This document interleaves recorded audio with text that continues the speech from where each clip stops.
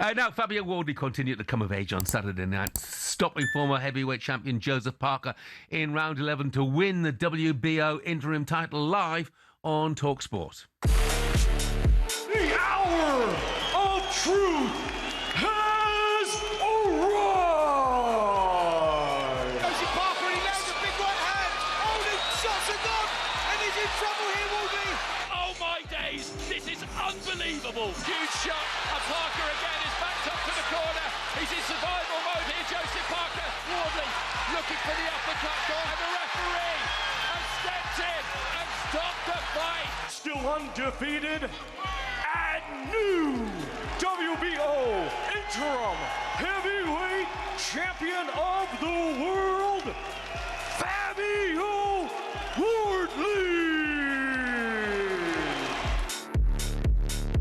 Well, Fabio Wardley's promoter Frank Warren's already teased an undisputed heavyweight title fight against Alexander Usyk to come next for his man. What chance of an upset against the seemingly unbeatable Ukrainian?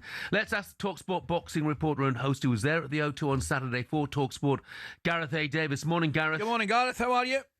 I'm very well, Ali. Good morning, Jeff. How are you doing? Yeah, really good, thanks, Gareth. Look, there was a fair amount of controversy about that stoppage at the weekend. What was your view?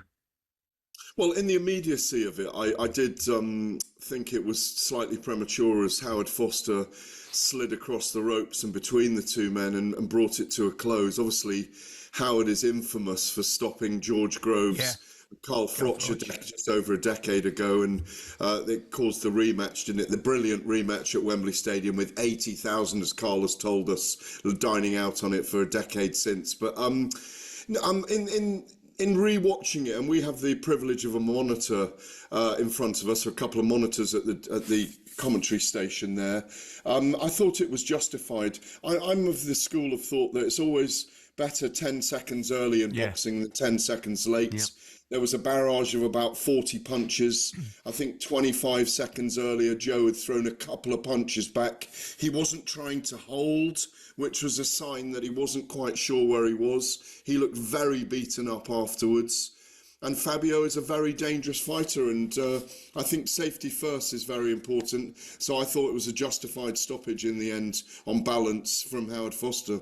No, I don't think there's any doubt, Gareth.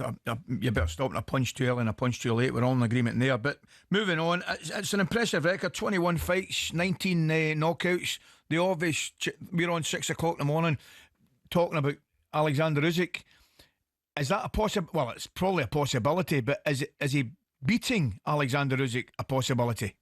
Well, if you look at the nuance here, I mean, I'm on the Ring Magazine rankings panel. We've decided to put Fabio Wardley up to number 3, or their number 2. Alexander Usyk is the champion, Tyson Fury second, and we've got Fabio Wardley behind him now, ahead of Ajit Kabayel, Joseph Parker at 5, Italma at 6, Dubois at 7, Hrgovic at 8, Zhang at 9, Bakoli at 10. Anthony Joshua outside those rankings now because he hasn't fought for over a year.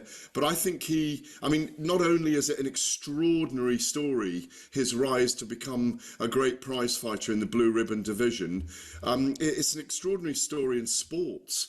8 years ago, when you think he was suited and booted at this time in the morning, heading in to be a recruitment consultant, a headhunter. He's an altogether different type of headhunter today, isn't he? And it's one of those great stories, and we should get behind it, I think, in British sport, and try and get him in a ring at Wembley Stadium with Alexander Usyk. He's one of the few out there that could sell out that stadium right now. Maybe Moses Italma could as well against Usyk, but I think he really deserves his opportunity.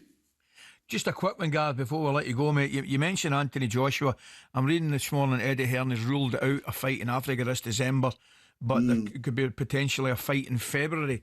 Is he slowly becoming yesterday's man, forgotten man? Well, I think Tyson Fury is as well. I mean, there was a phalanx of heavyweights there on Saturday night. It was a shame that Anthony Joshua wasn't there because he felt like the missing man. You know, we had a Coley there, we had Tyson Fury, David Adeleye, Derek Chisora, Dillian White, I think I missed Moses Tamak. They were all there. It was like a celebration of what British heavyweight boxing is right now. And I think the longer we don't hear that Tyson Fury and Anthony Joshua are fighting each other, and that's the fight for both men, frankly, to bookend this heavyweight era, this great British heavyweight era. I think the ship is beginning to sail in many people's minds. We need a resolution. We need a date. We need them both coming out and saying they need to fight each other, because that is the fight for both men. Brilliant. Gareth, thank you very much indeed. Thanks again, Gareth. Have a good day, mate. Cheers, gents. I think we mentioned earlier on as well, I'm always staggered having met Fabio Wardley and talked to him, at how he is a heavyweight champion, because he's such a nice guy, easygoing, gentle guy, Actually, I think so was the guy he was fighting at the weekend. Yeah. I think he's the exact same. Parker, yeah, I really do. One of your magic moments has got a response. Ozzy from Wakefield says, "Hi, Jeff and Ali. I'm a Wigan season ticket holder living in Yorkshire for my sins. On Saturday, a couple of Wednesday fans invited me to the match.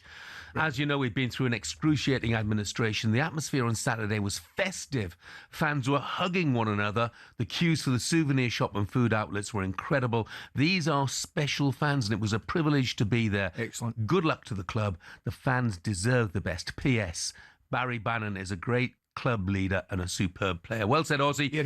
You don't need to tell us that about Barry Bannon. He's a regular here on talkSPORT. He's a cracking guy, and he's led the campaign so brilliantly as well, in a way which most players would have found difficult, I think.